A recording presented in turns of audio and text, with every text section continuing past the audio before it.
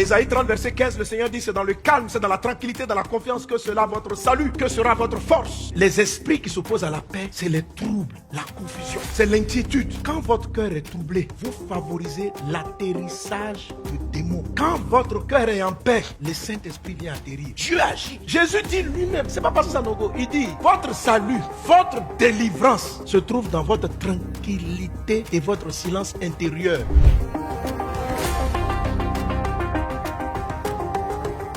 Dans la manière dont Dieu se manifeste même dans la vie des personnes, il y a certaines dispositions qui doivent arriver en premier. Quand je dis disposition, je veux dire disposition d'esprit. Ça veut dire ton esprit doit avoir certaines dispositions. Le psalmiste dans le psaume 51 dit ceci: crée en moi un cœur pur. Ça c'est la pureté du cœur. Et puis il dit renouvelle en moi un esprit bien disposé. Les dispositions d'esprit, l'esprit, ça veut dire les pensées doivent constamment être renouvelées dans de bonnes dispositions. Il y a des dispositions de cœur et il y en a 3 en particulier qui précèdent de grands miracles et les interventions de Dieu dans la vie des hommes. Que ces 3 dispositions d'esprit-là soient ton partage dans le nom de Jésus. Alors, les 3 dispositions d'esprit qui vont précéder les choses surnaturelles dans ta vie sont la paix. Ton esprit doit être en paix. Ce qu'on appelle la paix intérieure. Ton esprit doit être en paix. Que la paix de Dieu soit ton partage. Que la paix du Seigneur soit ton partage. C'est celle-là dont Jésus dit, je vous laisse ma paix. Lorsque Dieu va délivrer Israël de Pharaon, nous sommes en Exode chapitre 14, verset 14. Il dit ceci: aujourd'hui l'Éternel combattra pour vous et vous gardez le silence intérieur. N'ayez pas un esprit agité. Dieu combattra pour vous. Ça veut dire quoi? Pour que Dieu prenne le relais d'un combat dans ta vie, il doit d'abord imposer le silence en toi. Et on va le voir dans la Bible. Ça veut dire que certaines fois, tu as entendu Dieu dire, je me lève pour combattre, mais il n'a pas commencé encore à combattre parce que ton esprit n'est pas silencieux. Ton esprit parle, ton esprit a peur, ton esprit tremble. Qu'aujourd'hui, tout esprit de trouble s'éloigne de toi. Dans le nom de Jésus.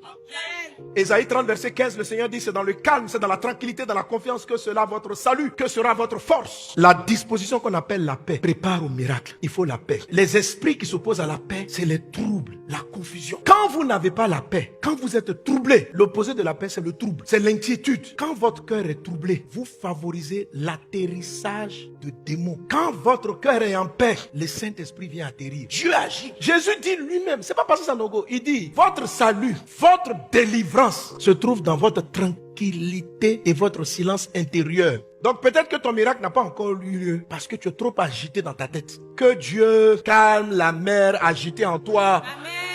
Que la paix de Dieu soit ton partage. Alors, comment Satan se sert de cette atmosphère prophétique troublante? C'est pas qu'une prophétie qui annonce un malheur n'est pas de Dieu. Non. Les prophéties de Dieu peuvent annoncer aussi des choses difficiles. Parce que j'ai vu certains interprètes dire que la prophétie édifie, console, exhorte. Donc une prophétie qui vient pour t'annoncer un malheur n'est pas de Dieu. Non.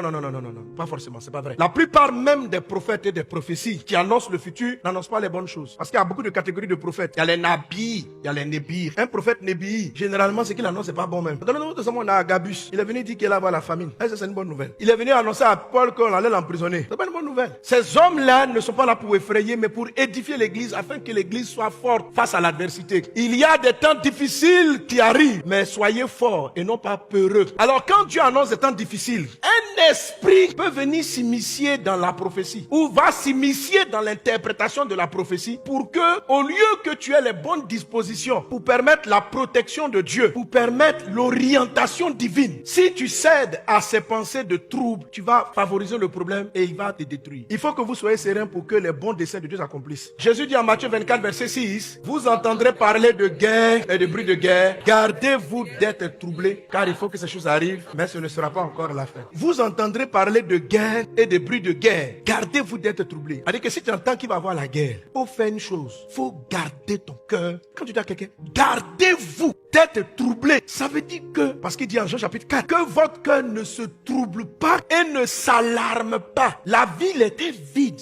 Pourquoi? Parce qu'on n'a pas fait ce que Jésus a dit en Jean chapitre 14, verset 27. Les cœurs étaient alarmés. Ça fait waouh, waouh, waouh, waouh. Vous voyez les alarmes là, non? Il dit, je vous laisse la paix, je vous donne ma paix. Je ne vous la donne pas comme le monde donne. Que votre cœur ne se trouble point. Il y a le trouble et puis il y a les alarmes. Vous comprenez, non? Il y a trouble et puis il y a alarme. Dieu dit de désactiver l'alarme. L'alarme vient de dire quoi? Menace à l'horizon.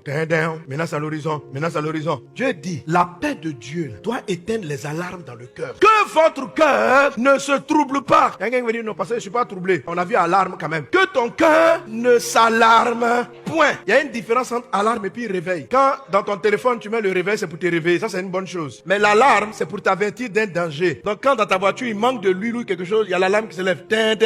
Un point rouge. Pip, pip. Un danger te guette. Dieu dit d'être serein. Alarme désactivée. Alarme cassée. Alarme jetée.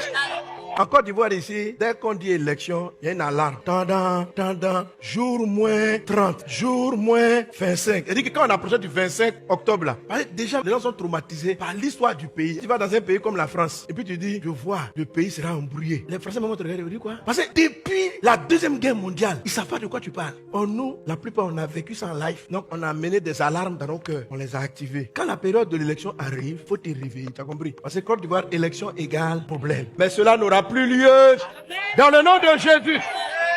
Et tous ceux qui comprendront ce message vont désactiver l'esprit de la guerre dans cette nation. Car que dit Jésus? Vous entendrez parler de guerre et de bruit de guerre. Et il dit ceci: gardez-vous d'être troublés. Gardez-vous. Ça veut dire que si on entend qu'il y a pas la guerre, on ne doit pas paniquer. Ça veut dire ça, oui. Beaucoup de prophéties peuvent annoncer les troubles. Ça ne veut pas dire que les gens sont faux. Ça veut dire que dans ce temps de la fin, les gens prêchent, les gens prophétisent leur propre colère, leur propre frustration. C'est d'autres esprits. Mais ce n'est pas l'esprit de Dieu. Jésus a dit à Pierre, là tu parles par l'esprit de Dieu. Plus tard, il a dit, c'est Satan qui parle. On n'est plus dans l'Ancien Testament. De nos jours, la Bible dit, n'ayez pas foi en tout esprit. 1 Jean 4:1. La Bible dit, examinez les prophéties. C'est biblique. Et le verset dit, 1 Thessaloniciens chapitre 5, verset 19. Les Écritures sont les Écritures. C'est que Dieu dit là, il faut l'appliquer. Regarde ça. Ne méprisez pas les prophéties, mais examinez toutes choses. Retenez ce qui est bon. Ça veut dire quoi? Que dans une prophétie, il peut s'insérer des choses qui ne sont pas bonnes. Un prophète peut annoncer du bon et du mauvais. Donc Dieu attend ce que face à tout message prophétique, tout chrétien qui lit sa Bible prenne du recul. Tu n'es pas tenu de courir. Si un prophète sort et puis il dit ainsi par l'Éternel, saute 3 fois, faut pas sauter 3 fois. Si tu sautes 3 fois, Dieu va te gifler. Dieu veut que tu te calmes. Parce qu'il dit de ne pas la mépriser non plus. Tu l'écoutes, tu examines. Et dans ton examen, tout ce qui te fait peur, tu enlèves ça.